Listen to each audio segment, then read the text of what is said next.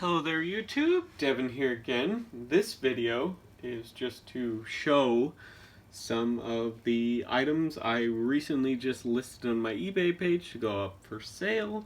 They're at a much lower price than you will usually find stuff at in this condition, because pretty much everything on here is in mint condition except for one item. So I'll show you guys some of them, and then in the description I'll post a link to my eBay, and you guys can go here and bid on some of this stuff or buy some of it if you would like. It all goes to help me a great deal in supporting the channel, and this is all kind of some stuff that I don't have as much interest in. It's from countries or their items I don't have as much interest in as others, and I'm looking for the channel to kind of take some different turns, well, at least my collection takes some different turns, so they're not as so it quickly becomes not as cluttered in here. So the first thing we have is a French flak jacket. Now the cool thing about this French flak jacket, not only is it an unissued condition in a pretty common size, which is like a medium to large, it is fully adjustable, and it actually has the Kevlar panels in it. So not only are these getting harder to find just cover-wise, but these French CCE flak jackets are near impossible to find with the Kevlar in them. So that is up on eBay if you guys are interested. It's a very, very comfortable flak jacket. Surprisingly weighty, though. It's quite heavy. Next thing we have is a German flak jacket, a German Bundeswehr Army flak jacket in Flecktarn. This one is also in brand new, unissued condition with the Kevlar panels in it. So, very, very, very rare and hard to find nowadays. They were pretty common on the market a couple years back, but now they're getting up there. So,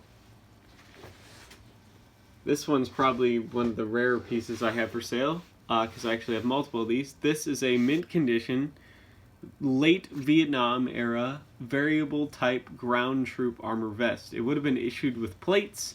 I have a whole video on this actually on my channel. It would have been issued with plates that were capable of stopping AK-47 rounds all the way back at Vietnam War. This predates Kevlar. It does have the ballistic nylon panels in it though. It is in mint condition. Everything is intact on this. Even the elastic still has life in it. Very, very hard to find. These were basically only made for like a year. They were basically all made in 1973 and are getting much, much harder to find. So if you're a Vietnam collector, this is quite rare. These were actually fielded in Vietnam to specific units for testing, but really never came to fruition. So hopefully if you are a Vietnam collector, you're going to be hard pressed to find another one of these in this good a condition. It's in size medium.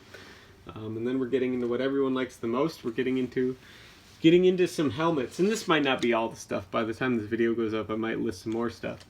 We have a Bulgarian Cold War helmet in mint condition, basically. No rust or corrosion on it at all. The chin strap is in great supple condition.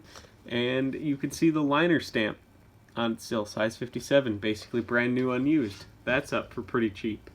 So, based on the Italian World War II design, by the way. And speaking of the Italians, we have an Italian M42-60 paratrooper helmet. Very incredibly hard to find even in Italy because they were basically ran into the ground. This is in like a medium size. It's kind of like a size 57. And the liner is pretty well intact. It doesn't have a chin strap, but it's basically any 3-point chin strap will fit into this pretty easily, and they're not too hard to find. So, but the padding isn't totally worn out in this helmet, and it's in pretty good condition actually. So it could probably use some paint, but other than that, pretty incredibly rare. So that's up. We have the French M37 tanker helmet. These were used for World War II in like personnel carriers and in tanks. It's basically a modified M26, so it doesn't have the comb on the top. It has 2 little sets of vent holes on the sides, still in traditional French era stuff. It has the spots for a badge, but the front bill has been removed and replaced with this foam and rubber filled leather pad so that it allows you to use the optical sights, and this would later go on to influence the French short-lived post-war helmet, pretty incredibly rare. The Jeanne d'Arc helmet, or Joan of Arc helmet, so pretty iconic. We have a German post-war. A lot of you have been asking me about Stahlhelms. We have a German post-war Stahlhelm, M40 design, probably issued to police or border guards. I haven't seen a stencil like this on other ones before, so I don't know if they're actual military or not, but this shell is pretty consistent with some of the other ones I've seen being post-war made. So it's in size 58. The liner is in perfect condition. This helmet could very easily be retrofitted to be German World War II helmets, like with just some extra paint and putting some decals on it. You could very easily convert this, and you're not actually damaging a piece of history because these aren't as desirable as the actual German World War II ones, but the shells are made out of the same steel and on the same machines actually as the German World War II helmets. So somebody who's interested in a little bit of a project, this would be a good one for you. So also listed on the eBay. And then we have a pretty rare one here that I'm looking to get rid of. This is an Italian World War I Adrian helmet. It has the original paint on it. A little bit of surface corrosion, but not really anything below that. It'd be pretty easy to sand off.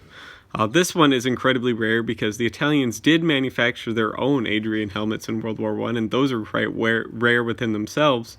But before they were able to manufacture their own, they had to get them from France like everyone else, which is why you could see the dark horizon blue in here. This helmet shell would have been churned out in France, painted, and then shipped where it would have received its liner and its green paint job in Italy. And you could tell it's Italian because of this liner that has all these rivets around it. So it has 8 little rivet spots for split pins, which was very indicative of very early Italian liners in these Adrian helmets. So this is actually an incredibly rare helmet shell, and would be a great project for somebody if you wanted to add it to your collection or bring it back to its full life. You can get split pins in this size for pretty cheap and replica Adrian liners, because these would have just been pretty much the same liners as the French ones. So hopefully I can get some money from selling all this stuff. I could really use it for projects and stuff coming up, especially now that it's going to start getting cooler here and I'm not going to be able to get outside as much. I want to get some of these big projects done before it gets, before it gets too cold here, and this will really go a long ways to help me out, you guys. So hopefully you guys like this video and you subscribe if you like this sort of thing. Like I said, I'll leave a link to my eBay page down in the description, and hopefully you guys can come through for me and sell some of this stuff, because it would really go a long ways to help the channel. So thank you so much for watching, and I'll see you guys in the next video. Bye.